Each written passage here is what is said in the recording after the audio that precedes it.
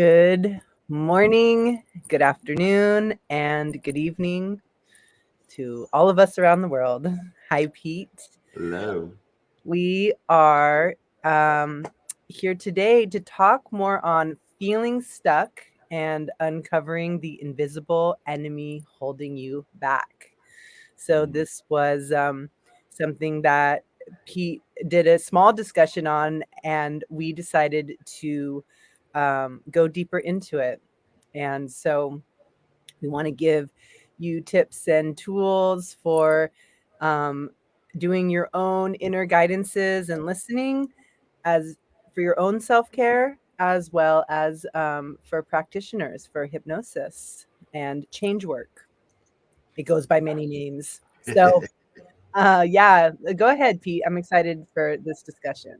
Yeah, so it's one where I can say for myself, and I'm sure you can say it. There's been times where we wanted to do something, but something held us back, Mm. right?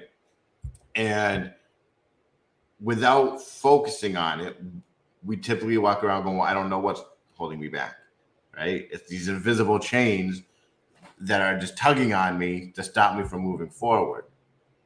And this is one area where I love hypnosis, particularly because if I think of every person in this world, we are not born with these chains, right?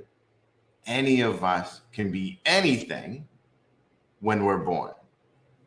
If something happens through life that puts these links together that form this chain. And when it comes to hypnosis and hypnotherapy, we're able to go back to where these chains were formed, each and every link, you know, because once we can even break one link, we can begin to break them all, you know. And I found with a lot of people I work with and myself, like the phrases I hear a lot is, you know what, I'm not good enough to do this. I'm not smart enough. I'm not brave enough. I'm not adventurous enough, right? It's outside my comfort zone. I don't deserve it. You know, so many crazy lines, right, that we tell ourselves. And then we believe them, you know. And I found for me, when we can listen in to ourselves, we get to begin to discover, right, where they really came from. You know, we may have listened to them for so long that now they sound like us, but there was a time in our life when they sounded like someone else, you know. I have to say, so I just had a conversation with someone that I love about how they don't like having attention, getting attention on them. Started like around puberty. And, and they weren't quite sure why. And we were talking about like investigating it.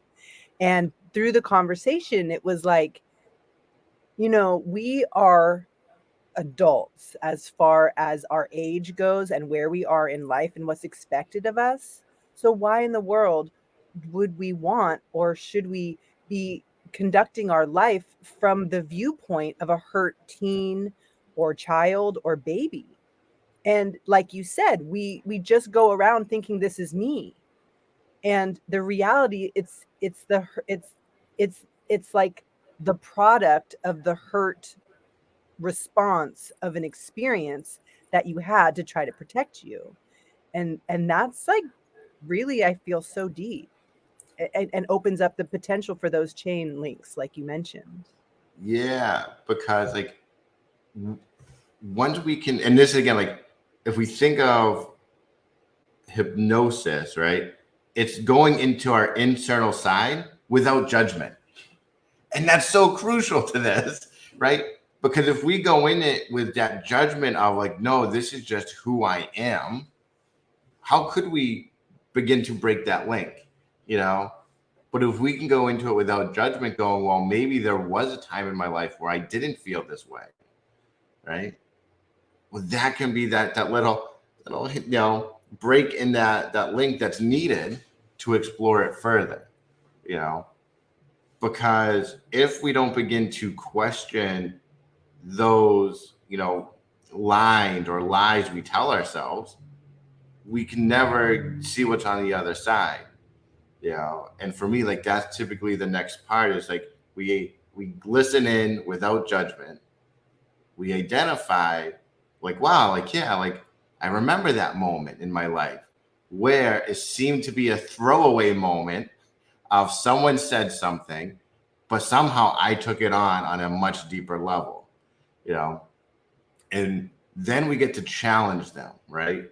We get to look at ourselves in that non-judgment zone of going, all right, I've had some wins, I've had some losses, I've had some wins, and there's another loss, because we can find the wins everywhere, you know. But when we're being judgmental to ourselves, we typically only look at one side and we ignore the other one, you know. And it's one where I take it from Milton Erickson, and then a lot of hypnotists use it now. It's where attention goes, energy flows, you know.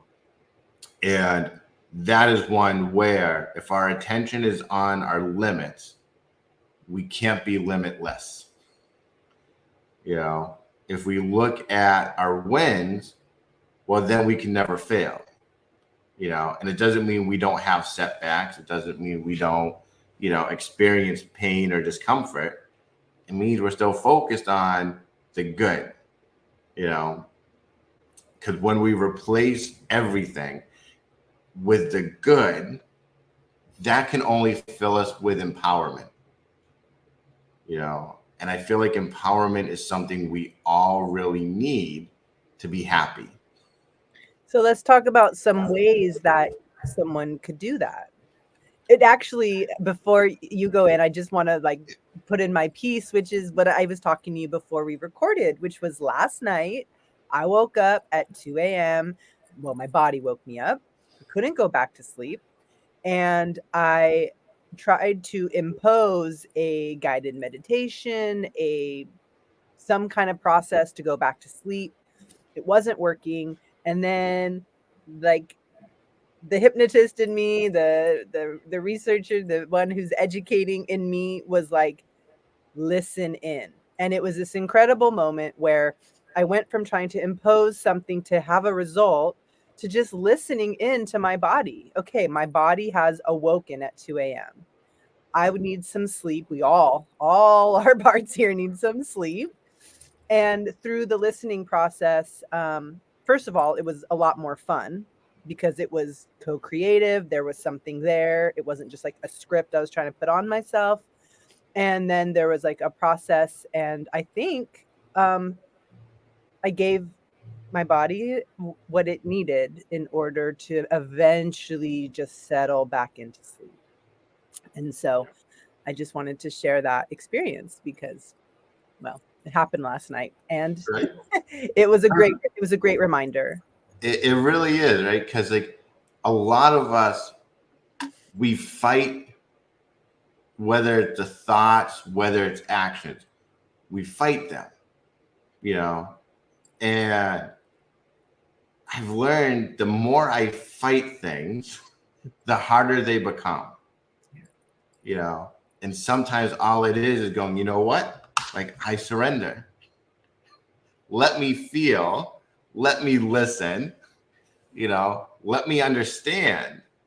And I can't like say for everyone's experiences, but for mine, it's like these little thoughts and these little images creep in, and when you just kind of look at them, be like, wow, like, oh, maybe it was a time when I was in the 4th grade and we were playing on the playground. It's like, well, why is that coming in now? Well, if I choose not to accept it and I fight that, go like, I don't know why that's here. That has nothing to do with how I'm feeling. It's like my mind is trying to say, hey, Pete, here's what it is. And when I fight it, it has to like, no, and it keeps coming back. But when we can accept it and go, all right, let me hear that. Let me see what I saw. Let me feel what I felt then, to see how it can relate now.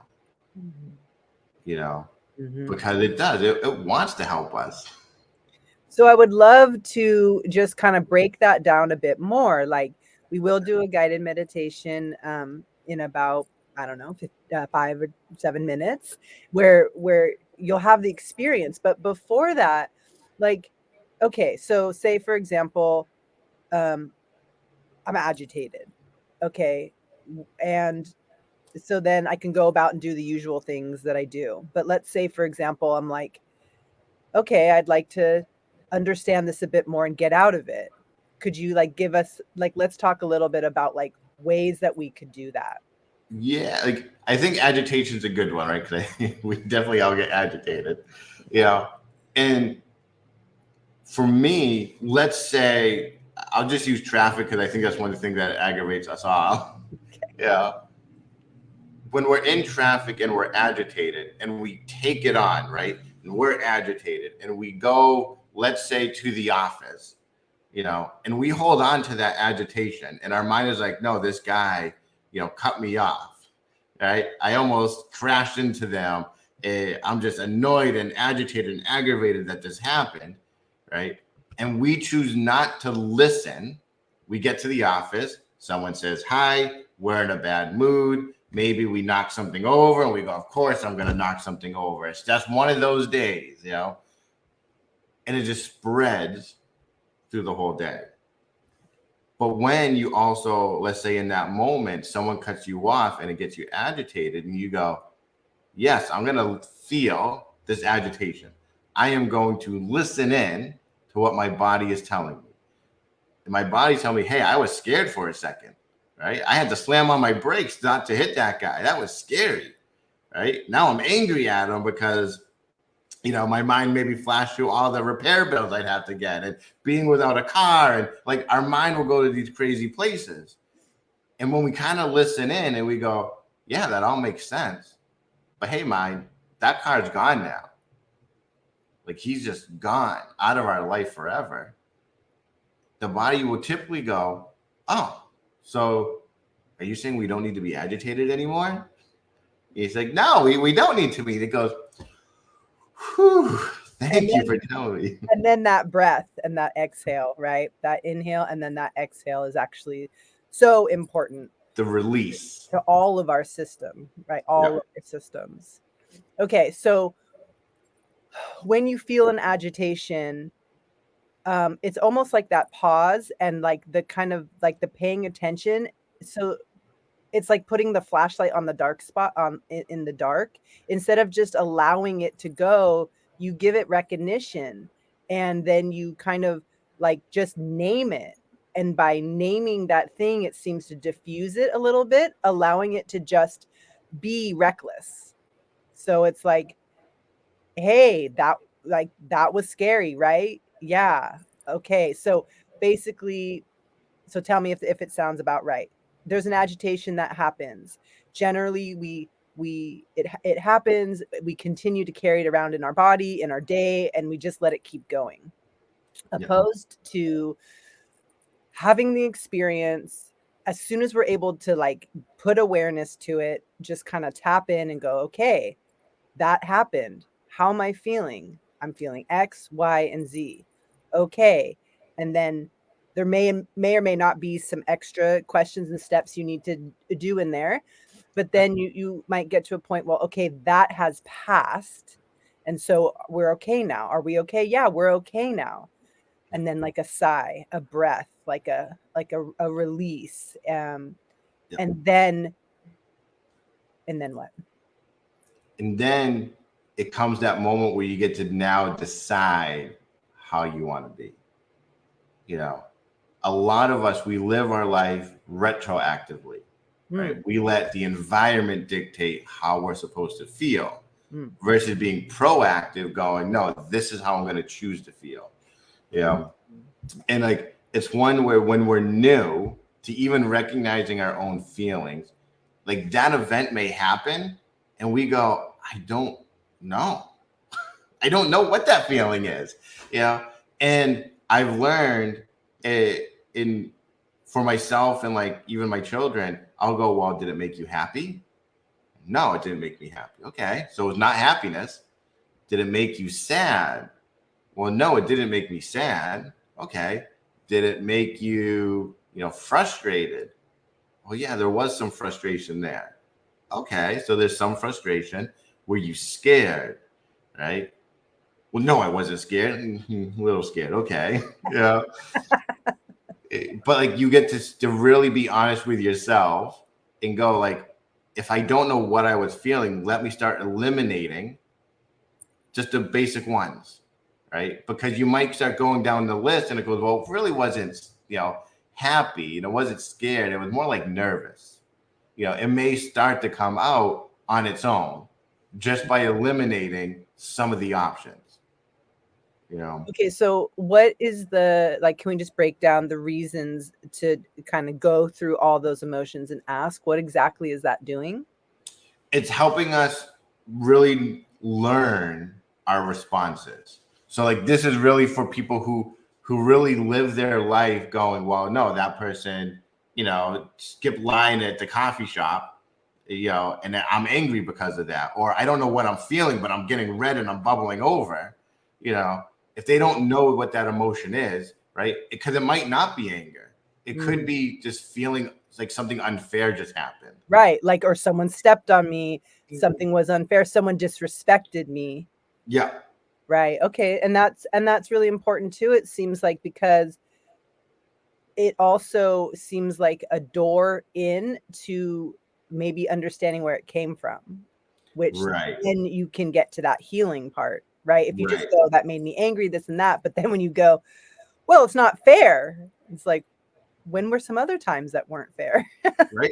Because it's a very, very big difference when you go inside being disappointed and being annoyed.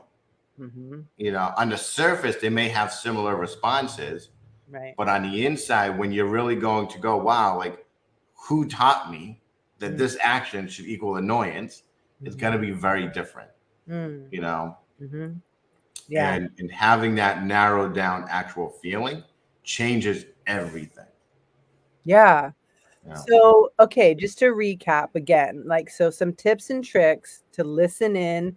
And I said get better, but because I couldn't think of another term in the moment, but really in the moment, just to feel better, Yeah. And then maybe get better in a larger picture. So tips and tricks, like something agitates, frustrates, upsets you, causes a reaction. And so now you have an opportunity to, and maybe in the guided meditation today, if it makes sense, maybe we could show how it works to put an anchor in, so that when we feel a certain emotion, maybe, I don't know if we can do it as a group or that's individual, but I'll just point out that what you can do as you work on noticing that you have an experience, you can put a trigger into your body that just reminds you to go through these series of tips. So if we can't do it today, we could talk about it later. But basically, the more and more you do this work, pretty soon, when you have an experience like an agitation or a frustration, your body will go, oh yeah, I have these tips. So the tips again are, can you recap them or do you want me to? So it's one, to identify the feeling, right? So once you can identify what the feeling is, you can then go inside to learn about it without judgment, right? Maybe different times in your life where you've experienced the same feeling, right? And then is, well, how can I replace it, right? It's that deep breath of that release of letting go that one. And what am I going to invite in instead? And what are let's talk about some good things that we could invite in the moment. So, peace is probably one of my biggest ones, right? Love, understanding, you know, even just calmness can be a really good response. But some things maybe you want to do happiness. Some things you might want to have more excitement for, And so I'd say any positive emotion is going to be beneficial. Right. And so how does one cultivate a positive emotion out of the air? Yeah. So this is one where everything in our life, we have moments and memories of these feelings. And there are going to be some people probably watching at some point going, well, Pete, I've never been happy a day in my life, right? You get to go, well, can you imagine what being happy would look like? Because if you can imagine what happy would look like, you can now know what it would feel like to also be happy, and it will have the same effect. And so some people, if they go, well, let's say it's being that risk taker, and they go, Pete, I have never taken a risk in my life, right? I have done the pros and cons for everything, and I have never taken a risk. It can be helpful to go, well, what would it look like to be a risk taker? What would it feel like? Oh, a little exhilarating, right? Oh, I'm kind of nervous, a little sweaty going on. It's like, yeah, you get to embrace that, because that's how your body's going to show you're taking that risk. But if it's a memory, you've already experienced it and you can just recall those moments. Great. So, all right. So when you feel a agitation, take a moment to give it some awareness, pay attention to it, and then just try to, maybe ask some questions about what it is exactly, and if you can just kind of recognize it, and then you could very easily recognize it, notice that it's past, give yourself an opportunity to let it go by breathing, and then calling in something else, whether it's a memory or a feeling that feels better, so that it doesn't go with you the whole day. That is probably like the quickest, easiest way to do it. And then there's all kinds of things in between that you can do, but that's like a really basic formula. Yeah. Great. Well, shall we move to a small guided meditation?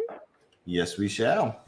Okay, so this is for, of course, the present moment experience, as well as an opportunity to come back to this later and use it again until you understand it for yourself. So I put the mark here as that says guided meditation, so you can find it easily. And these little snippets are really great ways to just have a small experience and learn how to do it for yourself or for your clients if you need or want to keep growing your repertoire. So, Yes. right. So everyone's going to get nice and comfy.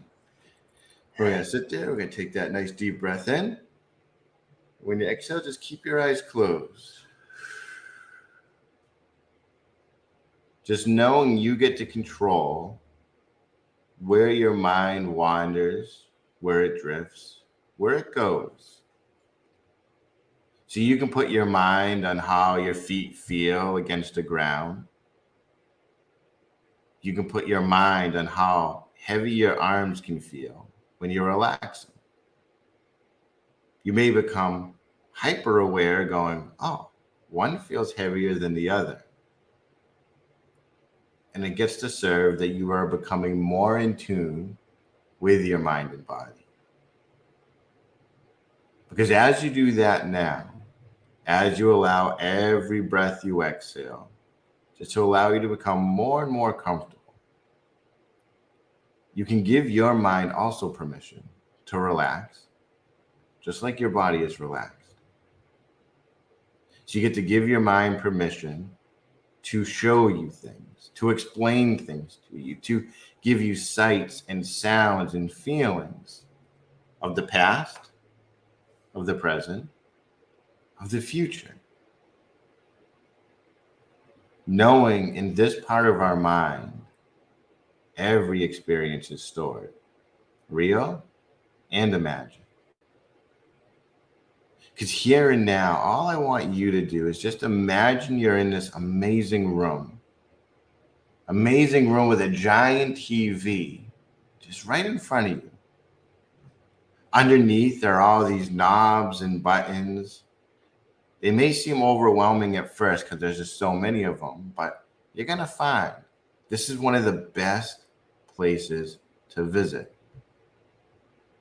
See, I want you to begin to look at that screen and watch as a scene that was full of anger, frustration, playing out. See, as it plays out, you can feel that anger begin to resurface, like, oh, how dare they? Who do they think they are? You may hear what you heard in that moment. You may smell what you smelled in that moment. You're going to think what you thunk, and you're going to feel what you felt in that moment. And so you get to watch on that screen as the event is happening. And you notice the little dials, the little buttons on this display begin to move. And you realize they're all labeled with emotions.